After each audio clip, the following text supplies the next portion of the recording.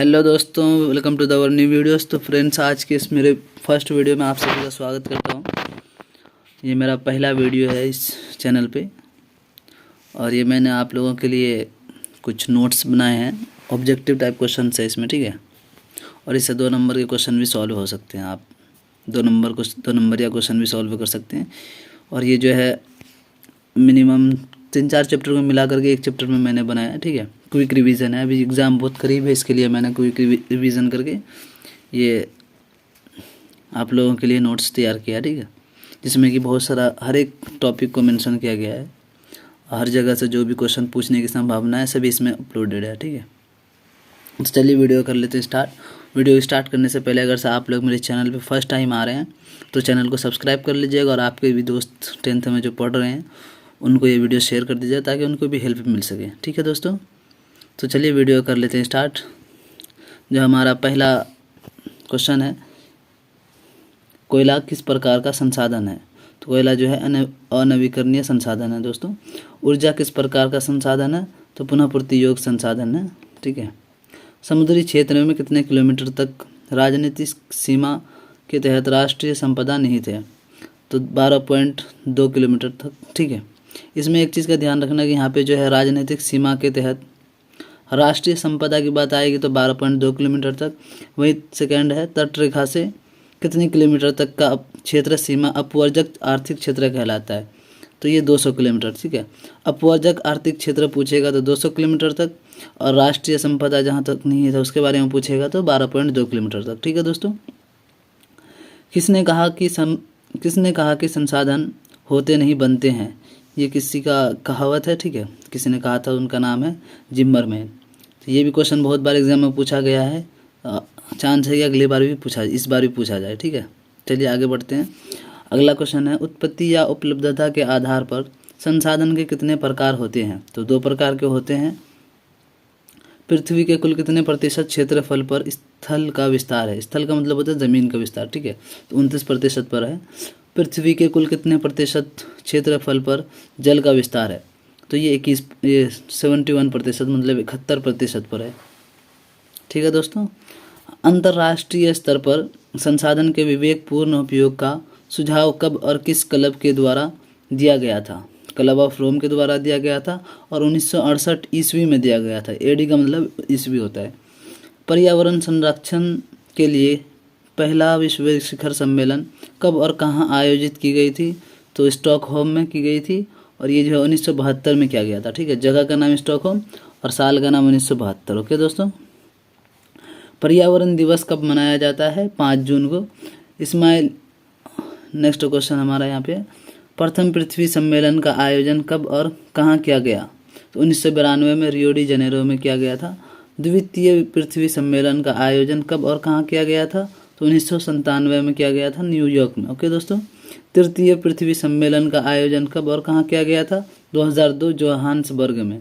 तो देखिए दोस्तों, पृथ्वी सम्मेलन जो है ना 5 साल के बाद 5 साल करके, बीच में 5 साल का गैप था। 3 पृथ्वी सम्मेलन हुआ था, जिसमें कि फर्स्ट 1992 में, लास्ट 2002 में। 5 साल का जोड़ेंगे तो 1997, फिर 5 साल उसमें जोड़ेंगे तो 2002 में। ये जगह का नाम याद करना, फर्स्ट रियो डी जनेरो में, सेकेंड दूसरा जो है न्यूयॉर्क में, तीसरा जो जोहान्सबर्ग में, ठीक है दोस्तों। जलवायु परिवर्तन सम्मेलन का आयोजन कब और कहाँ हुआ था। तो ये 2009 में कोपेनहेगन में हुआ था, जो डेनमार्क में है, ठीक है दोस्तों। दुनिया की सबसे कीमती संसाधन क्या है। खनिज है। किस प्राकृतिक संसाधन का भंडार सीमित है। खनिज तेल का। प्रदूषित जल के द्वारा किसके अस्तित्व को खतरे में है। किसके अस्तित्व खतरे में है दोस्तों। तो जल जो है दूषित हो रहा है तो उसमें जलीय जीव के ही जीवन को खतरा रहेगा। तो मछली तथा सभी जलीय जीव के जीवन जो है खतरे में है। ज्वारीय ऊर्जा किस प्रकार का संसाधन है। तो नवीकरणीय संसाधन है। ये समुद्र से उत्पन्न होता है, ठीक है। लोहा कैसा संसाधन है। अनवीकरणीय संसाधन है। पंजाब में भूमि निम्नीकरण का मुख्य कारण है अधिक सिंचाई। सोपानी कृषि किस राज्य में प्रचलित है। तो उत्तराखंड में। राजस्थान में किस प्रकार की मृदा का विस्तार है। मरुस्थलीका। मेढक के प्रजनन को नष्ट करने वाला रसायन एड्रीन है। काली मिट्टी का दूसरा नाम रेगूर है। महाराष्ट्र में किस प्रकार की मृदा पाई जाती है? काली मृदा। प्रायद्वीप भारत की नदी घाटी में कौन सी मृदा है? जलोढ़। भारत में कितने प्रतिशत क्षेत्रफल पर चारागाह है? 3.8% क्षेत्रफल पर। भारत के कुल कितने प्रतिशत क्षेत्रफल पर पर्वतों का विस्तार है? तो 30% क्षेत्रफल। किस राज्य में सीढ़ीनुमा खेती की जाती है? तो उत्तराखंड में। ओके दोस्तों, नेक्स्ट है हमारा कपास की खेती के लिए सबसे उपयुक्त मिट्टी है काली मिट्टी। लाल मिट्टी का पीएच मान होता है 6 से 8 तक। लेटराइट शब्द की उत्पत्ति किस भाषा के लेटर से हुई है? तो लैटिन भाषा से, क्योंकि लेटराइट है तो हम इसे रिलेट कर लेंगे लैटिन भाषा से। ठीक है। भारत के कितने प्रतिशत क्षेत्रफल पर जलोढ़ मिट्टी का विस्तार है? 22%। उपयोगिता के आधार पर भूमि को कितने भागों में बांटा गया है? 5। भारतीय राष्ट्रीय उत्पादन में कृषि का योगदान है 13.7%। भारत की कुल जनसंख्या का कितना प्रतिशत कृषि कार्य में संलग्न है? संलग्न मतलब जो काम कर रहे हैं, कृषि का काम कर रहे हैं, उसी के बारे में बोल रहा है। कितना प्रतिशत जो लोग हैं यहाँ भारत में कृषि का काम करते हैं? तो वो है 53.8%। ठीक है। भारत में कितने प्रतिशत भूभाग पर वन का विस्तार है? तो 23.54%। मृदा निर्माण के मुख्यतः कितने घटक हैं? 5। Indian council of agriculture research के द्वारा भारत की मिट्टी को कितने भागों में बांटा गया है? 8 भागों में। यहाँ पे उपयोगिता के आधार पर भूमि को जो है 5 भागों में बांटा गया, लेकिन इंडियन काउंसिल ऑफ एग्रीकल्चर जो है उनके द्वारा 8 भागों में बांटा गया। ओके दोस्तों, तो ये याद रखना है हमें। अगला है केंद्रीय मृदा संरक्षण बोर्ड की स्थापना कब की गई? तो 1953 में। ये प्रतिशत नहीं हो गया, यहाँ पे वो मिस्टेक से आ गया। ठीक है दोस्तों। भारत के कुल भूभाग में कितने प्रतिशत पर कृषि कार्य की जाती है? तो 48.83% पर। एक सेकंड, कहाँ पे थे हम लोग? यहाँ पे थे, है ना। बिहार में जलोढ़ मिट्टी किस नाम से जाना जाता है? दियारा मिट्टी के नाम से।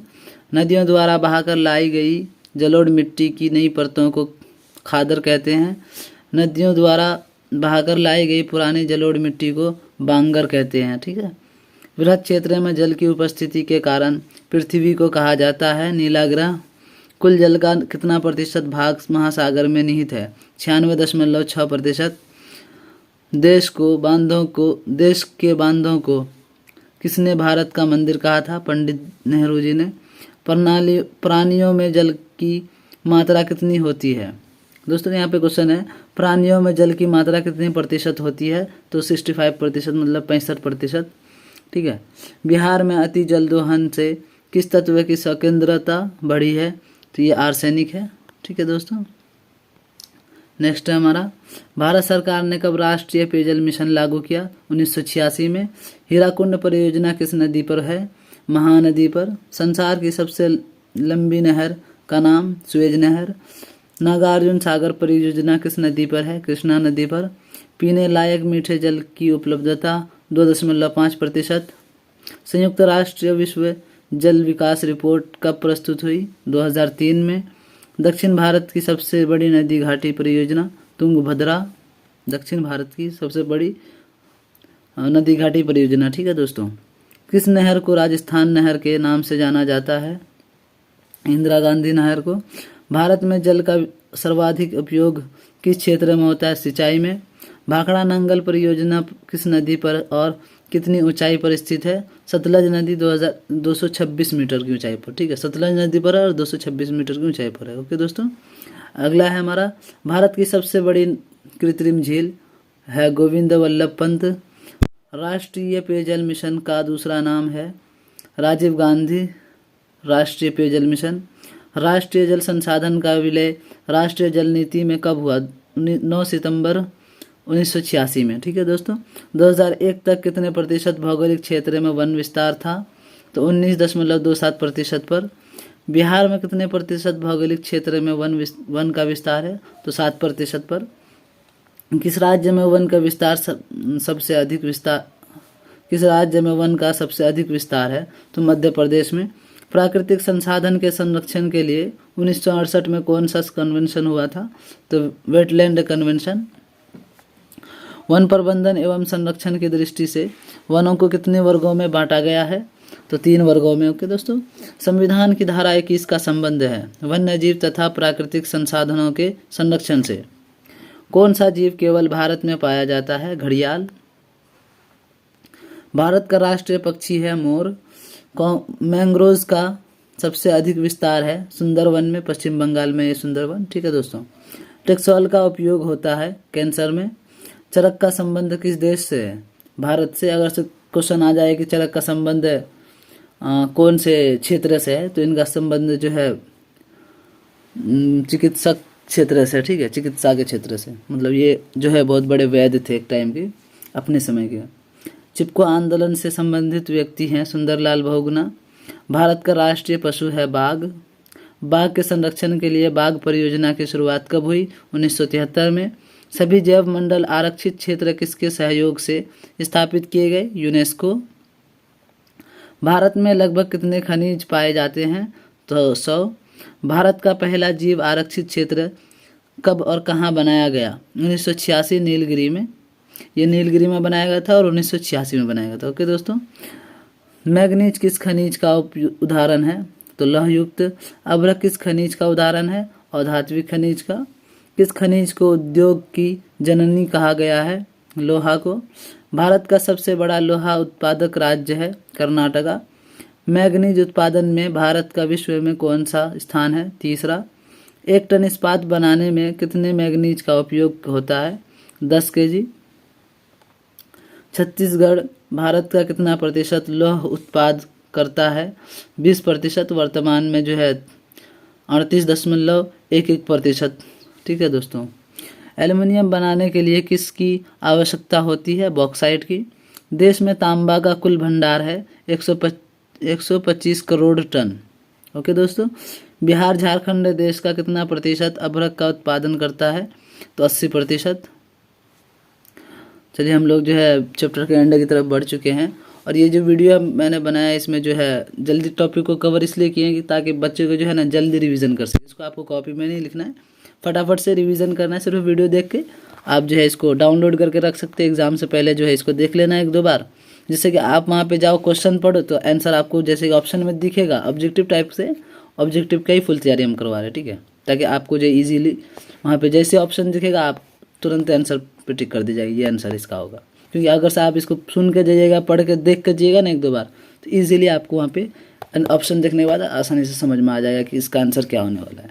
वो माइंड में वो चीज़ छप जाता है। अगर से एक चीज़ को आप 2 से 3 बार देख लेते हो ना, जैसे हम मूवी देखते हैं 1 से 2 बार 3 बार देख ले तो माइंड में वो चला जाता है।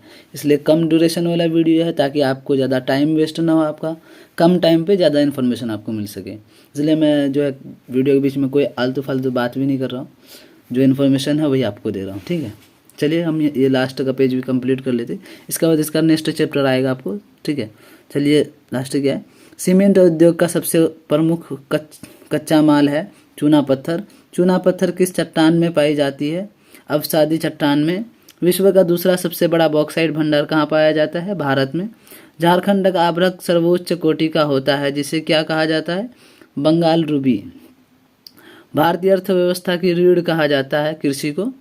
ठीक है, मेरुदंड भी बोलते हैं इसको। ठीक है, कहीं कहीं पे आएगा कि भारतीय अर्थव्यवस्था का मेरुदंड किसे कहा जाता है, तो हम वहाँ पे कृषि लिखेंगे। ठीक है, तो दोस्तों ये हमारा वीडियो था पूरा कंप्लीट हो जाएगा, जो कि आपको जो है 2 से 3 बार 4 बार जितने बार हो सके, ताकि आप बात को जो है जैसे कि आप इसको देख लो 2 बार 3 बार, उसके बाद आप जो है ऑब्जेक्टिव का जो गाइड होता है या फिर बुक होता है उसको उठा के चेक करोगे आपको कितना मतलब कि बात माइंड में एडजस्ट हो चुका है। ठीक है, ताकि आप क्वेश्चन देखोगे तो आपको समझ में आएगा कि हाँ इस क्वेश्चन का आंसर जो ऑब्जेक्टिव में ये आएगा। ठीक, अगर ऐसा समझ में आता है आपको तो तब तो 2 से 3 बार में ही छोड़ देना, फिर जब एग्ज़ाम करीब आएगा तब देखना है।